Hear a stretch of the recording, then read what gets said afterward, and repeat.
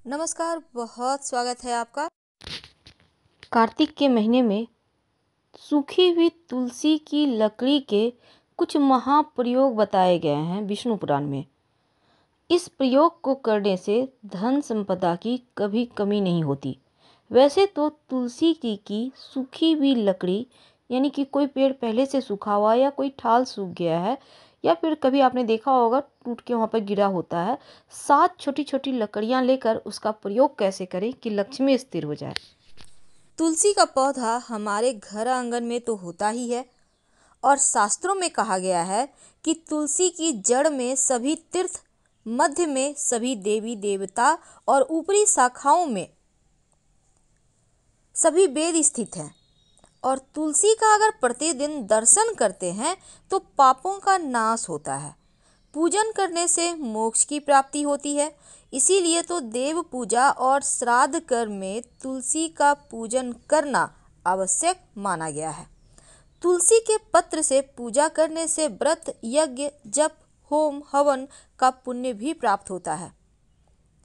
तुलसी के बारे में जितनी भी बखान किया जाए वो कम है, लेकिन पद्म पुराण में वर्णन आता है कि जहाँ तुलसी का एक भी पौधा होता है वहाँ ब्रह्मा, विष्णु, शंकर भी निवास करते हैं। और तुलसी की सेवा करने से महापातक भी उसी प्रकार नष्ट हो जाता है जैसे सूर्य के उदय होने से अंधकार समाप्त हो जाता है। कहते हैं जिस प्रसाद में तुलसी नहीं होता उसे भगवान भी स्वीकार नहीं करते। तो भगवान विष्णु, योगेश्वर कृष्ण और बालाजी के पूजन के समय तुलसी के पत्तों का हार बनाकर उनको पहनाया जाता है। तो तुलसी की महिमा बहुत है, इसके बारे में हम फिर कभी आपसे बहुत सारी बातें करेंगे, लेकिन 2 बातें खास। तुलसी का गमला रसोई के पास रखने से पारिवारिक कलह समाप्त होता है और वास्तु दोष दूर करने के लिए तुलसी के पौधे को अग्नि कोण यानी दक्षिण पूरब से लेकर उत्तर पश्चिम तक के खाली स्थान में आप लगा सकते हैं। अगर खाली स्थान ना हो तो गमले में भी आप लगा सकते हैं।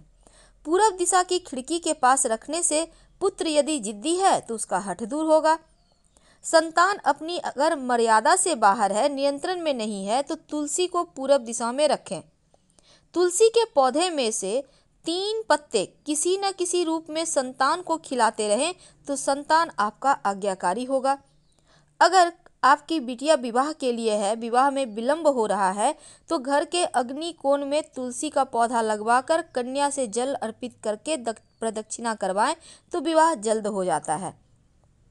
अगर नौकरी में उच्चाधिकारी के कारण परेशानी हो तो ऑफिस में जहां भी खाली जमीन या गमले हैं वहां पर मिट्टी में सोमवार को तुलसी के 16 बीज सफेद कपड़े में बांध कर दबा दें तो सम्मान मिलेगा। तो तुलसी लाल किताब में भी कहा गया है कि बुध ऐसा ग्रह है जो अन्य ग्रहों के अच्छे और बुरे प्रभाव जातक तक पहुंचाता है और तुलसी बुध का कारक भी है। बुध का प्रभाव हरे रंग पर है और बुध को पेड़ पौधों का कारक माना जाता है। तुलसी का जो पौधा होता है जैसे ही सूख जाता है तो सबसे पहले घर से बाहर निकाल देना चाहिए, वरना निगेटिव एनर्जी बढ़ती है। लेकिन तुलसी के पौधे की जो जड़ होती है इसमें तिलस्मी शक्ति होती है, धन को खींचने की शक्ति होती है।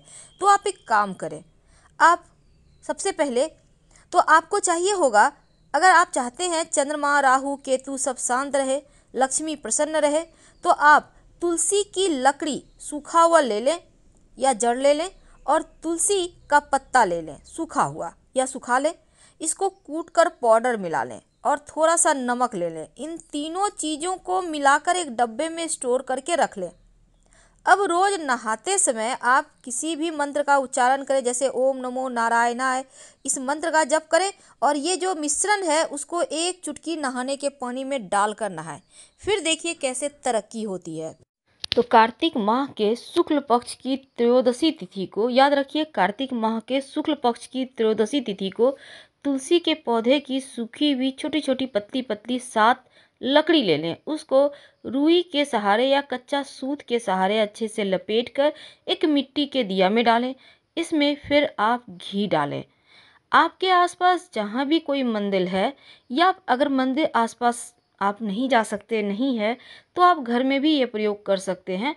लेकिन शिव जी के मंदिर में ये दिया नहीं जलाना है। जब भी जलाएंगे श्री हरि विष्णु भगवान श्री कृष्ण के सामने जलाएंगे और शाम के वक्त जलाकर आरती करना है।